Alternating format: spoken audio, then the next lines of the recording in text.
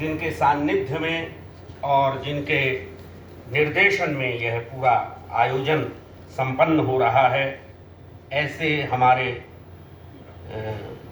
परम आदरणीय मित्र श्री रामकिशोर उपाध्याय जी, प्रदेश अध्यक्ष डॉक्टर रमा द्विवेदी जी, सम्माननीय अतिथि डॉक्टर सुरभि दत्त जी, सम्माननीय अतिथि डॉक्टर राशि सिन्हा जी, सरस्वती वंदना जिन्होंने की वो बिटिया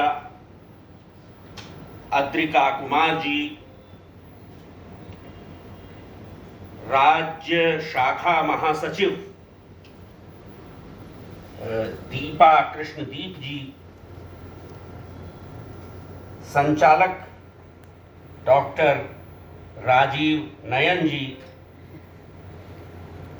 सुश्री तृप्ति मिश्रा जी, डॉक्टर आशा मिश्रा जी,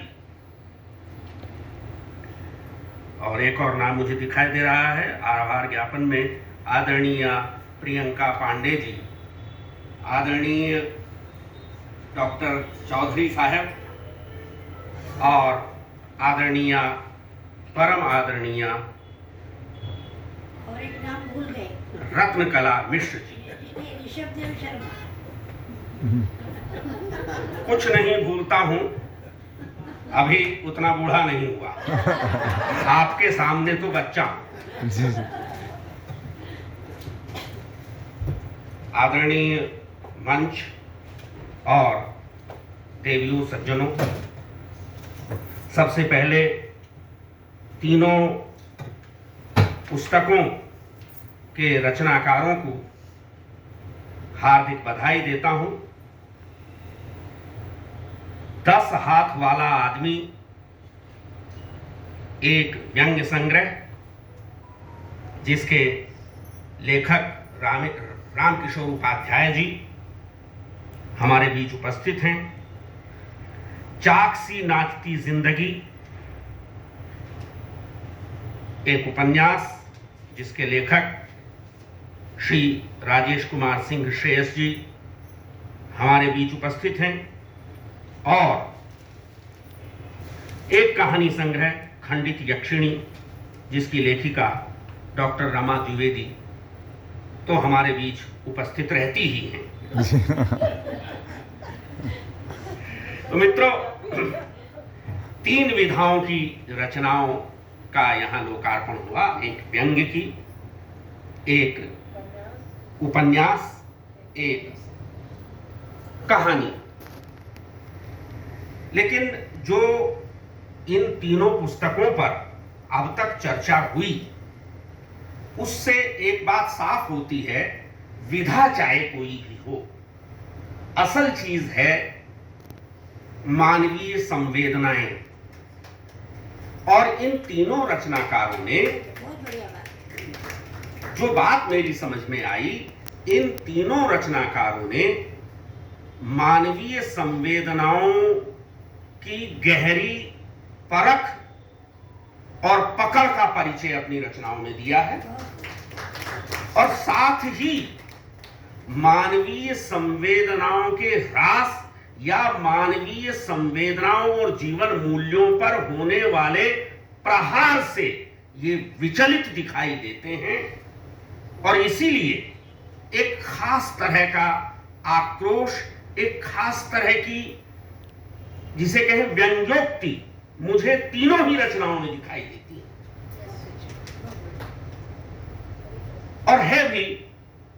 अभी राशि जी ने वाल्मीकि की बात कही, तो असल में राग पर जब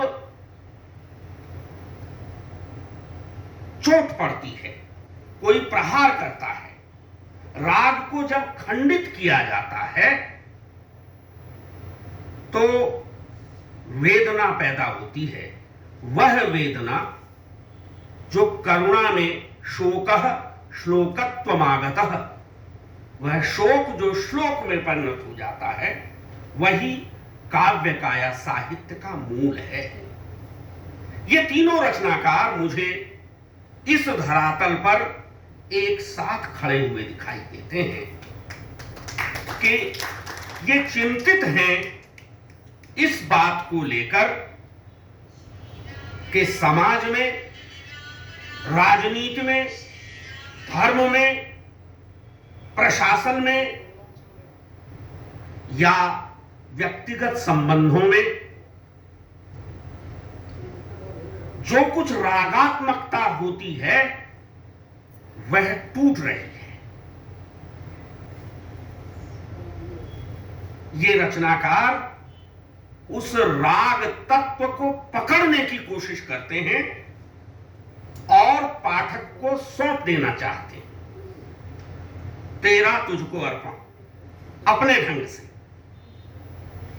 और यही मुझे अभी मैं बीच में आपको बताऊं कि आदरणीय अहिल्या जी ने अभी मुझसे पूछा, आप किस पुस्तक पर बोलने वाले हैं? मैंने कहा आज मैं किसी पुस्तक पर नहीं, वो काम आज आपके जिम्मे है। हाँ? अच्छा, मैं सोच के भी यही आया था, भैया मैं तो मुख्य अतिथि हूं, कुछ भी बोल दूंगा। मुख्य बात, अरे जो मुख्य लोग होते हैं ना, कुछ भी बोल के चले जाते हैं, यहीं से तो खड़ा होता है फिर। तो खैर, अब वैसे भी इस देश में मुखियाओं का हाल आप देख ही रहे हैं। अभी अगला जो सत्र होगा उसमें आपको उस तरह की रचनाएं सुनने को मिलेगी। लेकिन मुझे एक बात याद आ रही थी बैठे बैठे, जब मैं खड़ा हुआ वहां से, मैंने कहा यार, अभी राजीव ने या उससे पहले रमा जी ने भी कुछ भोजन वगैरह की चर्चा कर दी थी। हाँ, भोजन प्रतीक्षा में है और भोजन के और आपके बीच में 3 बंदर हैं, एक अध्यक्ष, एक विशिष्ट अतिथि, एक मुख्य अतिथि। मुझे नहीं पता वो क्या बंद रखते हैं, कान रखते हैं, आंख रखते हैं या मुंह बंद रखते हैं, लेकिन मुझे लगा शायद संचालक मुझे कह रहे हो कि तू मुंह बंद रखना।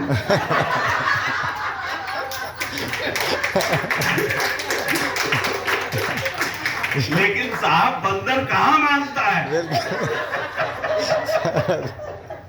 मैं यही चाह रहा था, मुझे नहीं पता था कैसे आप लोगों को हंसाऊं। 3 घंटे से पत्थर बने बैठे हैं, जरा हंसिए। खैर, मैं जो बात कह रहा था बड़ी यानी जिसे कहूं कि सूत्र रूप में मैं अपनी बात आपके सामने रखूंगा, लेकिन रखूंगा जरूर। और उसका कारण ये है कि जब ये रिकॉर्ड करने वाला सामने खड़ा हो जाता है ना, तो कुछ लोग तो घबरा जाते हैं और कहते हैं अरे रिकॉर्ड बंद करो भैया। नहीं नहीं नहीं, क्योंकि उन्हें डर लगता है कोई ऐसी बात ना कह दो जो घरवाली तक पहुंच जाए। मुझे ऐसा कोई डर नहीं, किसी घरवाली तक पहुंचे या घरवाले तक पहुंचे। मैं तो उत्साहित हो जाता हूं इन्हें यहाँ खड़ा हुआ देख के कि चलो ठीक है, यूट्यूब पर एक और डाल देंगे। ये जमाना ही ऐसा है। तो खैर, मैं जो बात कह रहा था इन तीनों रचनाकारों के एक समान धरातल की, संयोगवश वह हमने वाल्मीकि से शुरू की, लेकिन मेरे मन में आज सवेरे ही चलते समय कुछ पंक्तियां तुलसी की आई और मैंने सोचा कि आप लोगों से उन्हें शेयर करूंगा। सब जानते हैं जो उनका मानस का सबसे पहला श्लोक है, जहां कवि के पूरे धर्म का वर्णन उन्होंने कर दिया है एक स्तुति के रूप में। वाणी की स्तुति करनी चाहिए कवि को, लेकिन वो विनायक की भी स्तुति कर रहा है। वाणी और विनायक दोनों को जोड़ दिया। विनायक का काम क्या है? वाणी का काम तो रचना है, ठीक है, लेकिन विनायक का काम क्या है?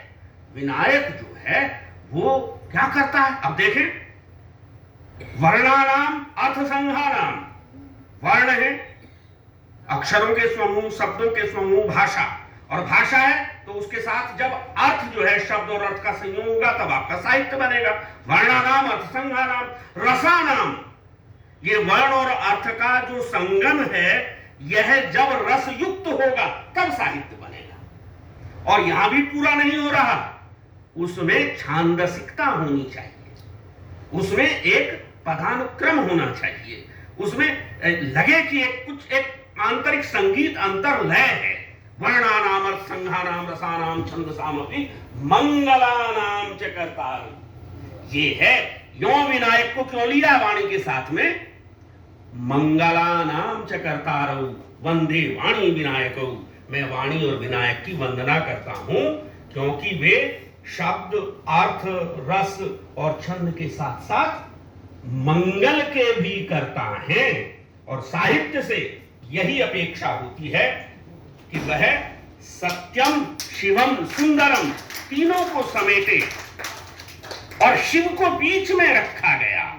अध्यक्ष महोदय को बीच में रखा जाता है। इस सत्य, शिव, सुंदर में सत्य की थोड़ी क्षति हो जाए, कल्पना जुड़ जाए, कोई बात नहीं। सुंदर की थोड़ी क्षति हो जाए, असुंदर और विकृति का विचित्रण हो जाए, बड़ा जरूरी है। लेकिन मंगल की क्षति नहीं होनी चाहिए। मंगलानाम च कर्तारौ वंदे वाणी विनायकौ। और जब रामकिशोर उपाध्याय व्यंग्य लिखते हैं तो यही चाहते हैं कि यह जो व्यवस्था है पूरी की पूरी, सामाजिक, राजनीतिक, प्रशासनिक इत्यादि, उस व्यवस्था में जहां कहीं जो कुछ अमंगलकारी है, अशिव है, उसकी क्षति की जा सके, उस पर चोट की जा सके। और वो अलग बात है कि चोट करने का तरीका कभी का वही कबीरदास वाला होता है कि अंतर हाथ सहार दे, बाहर बाहर चोट। तो यह भी ध्यान रखना है कि टूट नहीं जाए, चोट है लेकिन है। तो एक चीज ये, अब जब हम देखते हैं, जाते हैं उपन्यास की तरफ, आदरणीय राजेश कुमार सिंह श्रेयस, उनके नाम में ही श्रेयस है। हाँ? राजेश कुमार सिंह श्रेयस, श्रेयस्कर, श्रेय, यही उसी श्रेय की ही बात हम कर रहे हैं कि जो श्री है, जो समाज का शुभ है, वह कैसे घटित हो। जो अश्रेयस्कर है उसको उहाड़ कर रख दीजिए, पहली चीज तो यह है। और अश्रेयस्कर क्या है? चाहे बीमारियां मन की हो, चाहे बीमारियां तन की हो, चाहे बीमारियां समाज की हो, जहां कहीं भी दोष है उसे खोलकर सामने रखना। डॉक्टर श्रेयस अपने उपन्यास में मुझे यही करते दिखाई देते हैं कि वो इस समाज का डायलिसिस कर रहे हैं। ये आप देखें, उनके यहां एक चाक के ऊपर घूमती हुई जो जिंदगी है, वह इस गुर्दे के माध्यम से। आप देखें, अगर खंडित यक्षिणी में आप ब्रेस्ट कैंसर की समस्या पर एक से अधिक कहानियां देखते हैं, तो यहां भी ये जो रचनाकार है लगातार अपने पहले उपन्यास और दूसरे उपन्यास दोनों में ही किसी न किसी ऐसे रोग या ऐसी महाव्याधि, व्याधि नहीं कह रहा हूं मैं, ऐसी महाव्याधि की बात करता है जो आज के समय में एक तरह से भयंकर रूप से हमारे पूरे समाज को, जिसे कहें कि चिंतित बनाए हुए है। तो इन चिंताओं को, इन परेशानियों को, इन दुखों को जो कि अमंगलकारी हैं, इस अमंगल को दूर किया जाए, एक चेतना जगा करके यह कार्य करते हैं श्री राजेश श्रेयस अपने उपन्यास के माध्यम से। और रमा जी के बारे में कुछ कहूंगा तो फिर वही हो जाएगा, अपने परिवार की बात करते रहते हैं जी। हाँ, रमा जी के बारे में या उनके कहानियों के बारे में कुछ कहना नहीं चाहिए, इसलिए मैं चाहूंगा कि वो न सुने अगर मैं कुछ कहूं भी। हाँ, कहना सिर्फ इतना है कि जितनी कहानियों की चर्चा आदरणीय राशि जी ने उनकी यहां पर की, वे कहानियां इस दिशा में संकेत करती हैं कि समाज में, घर में, परिवेश में जहां कहीं कुछ ऐसा है जिसके कारण रिश्ते दरक रहे हैं, मनुष्यता में मनुष्य का विश्वास दरक रहा है, आदमी के हाथ से आदमी का हाथ छूट रहा है, जो हमारी नैतिक व्यवस्था है वह खंडित हो रही है, या कि कहीं कोई भी किसी भी प्रकार की वर्चस्ववादी जो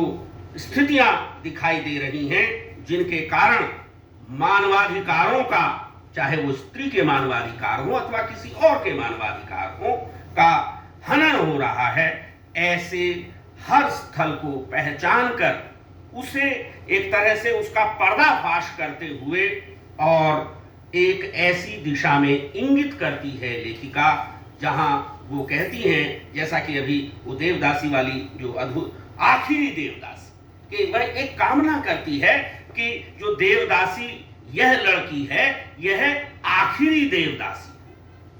असल चीज यह है कि जहां कहीं भी शोषण हो रहा है वह आखिरी हो, लेखिका ये चाहती है। तो मंगला नाम च कर्तारो वंदे वाणी विनायको। मुझे बता देना भाई जब मेरा टाइम पूरा हो जाए। वैसे तो टाइम पूरा होने में कोई देर नहीं लगती।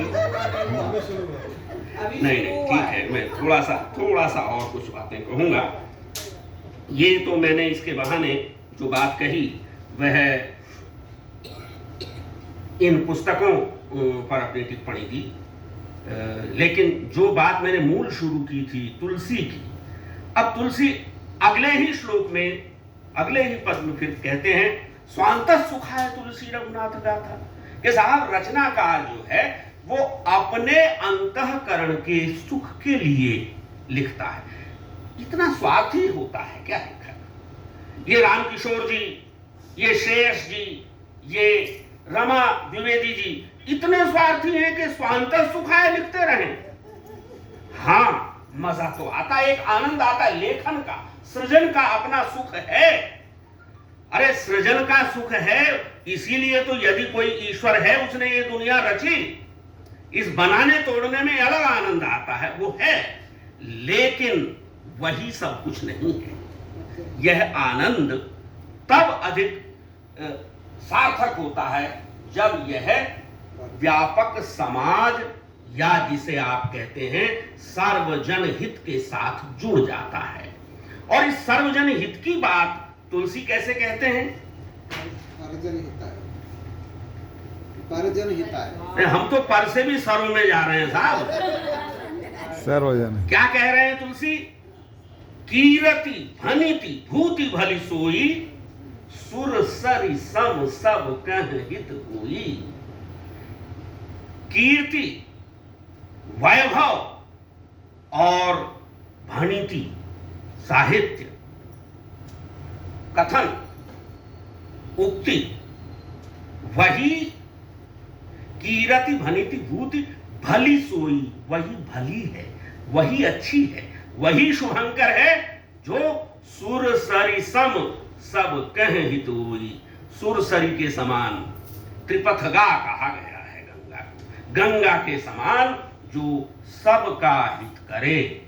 और अभी पिछली बार कहीं मैं किसी संदर्भ में कह रहा था कि अगर गंगा ही शव वाहिनी हो गई हो तब तो भाई इन व्यंग्यकारों की जरूरत पड़ेगी ही, इन उपन्यासकारों की जरूरत पड़ेगी ही, इन कथाकारों की जरूरत पड़ेगी ही, ताकि जो गंगा का प्रदूषण है वह हटाया जा सके। तो ये जो एक जिम्मेदारी है वो इन रचनाकारों ने अपने ऊपर ली है।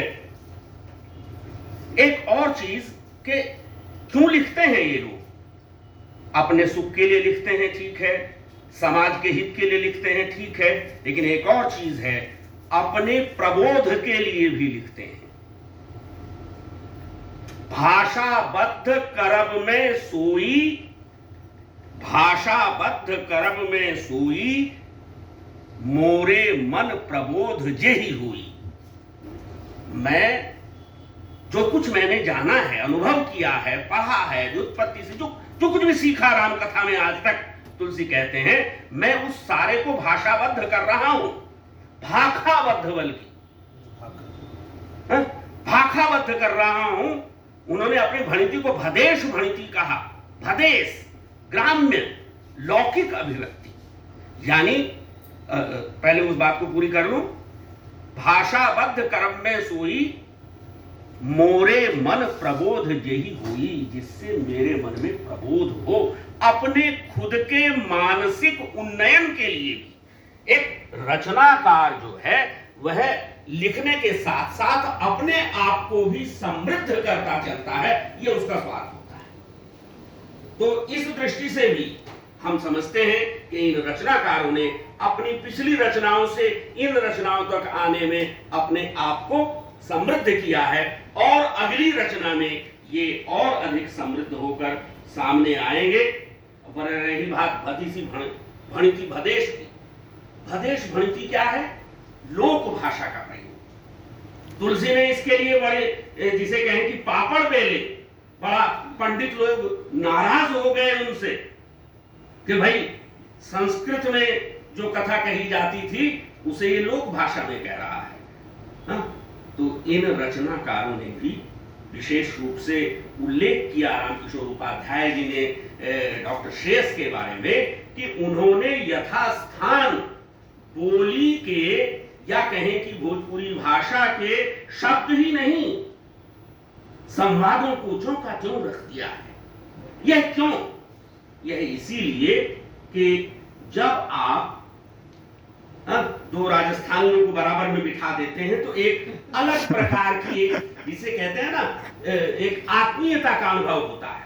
तो जब आप लेखक जो है वो पाठक की भाषा में बात करता है तो पाठक उसके साथ एक भिन्न प्रकार की अंतरंगता का अनुभव करता है।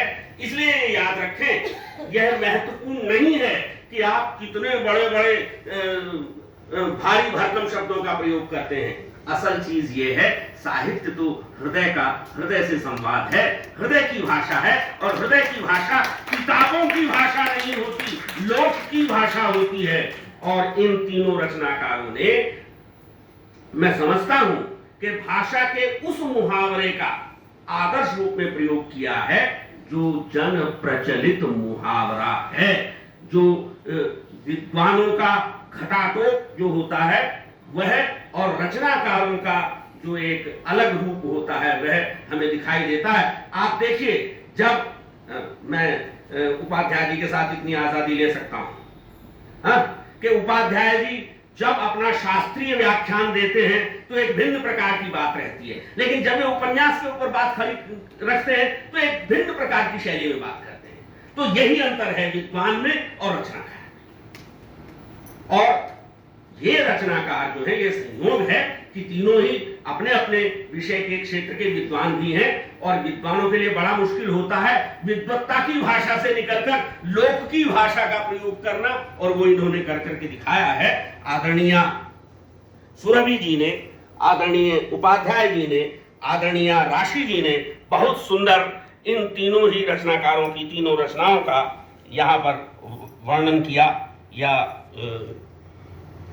एक कथन के साथ में समाप्त करता हूं, बाकी छोड़ देता हूं, और वह मेरा बहुत ही प्रिय कथन है मानस का एक, जो साहित्य के धर्म को और खास तौर से आलोचना के धर्म को और व्यंग्य के धर्म को रेखांकित करता है। जो शिशु तन व्रण होई गुसाई, जो शिशु तन व्रण होई गुसाई। हाँ, यहां डॉक्टर लोग बैठे हैं। यदि शिशु के, बच्चे के शरीर में कोई व्रण हो जाए, कोई ऐसा घाव हो जाए जो उसके अस्थि मज्जा को खाए जा रहा हो, उसे बच्चे को फलने फूल लेने दे रहा हो, तो जो शिशु तन व्रण होई गुसाई, मातु, उसकी मां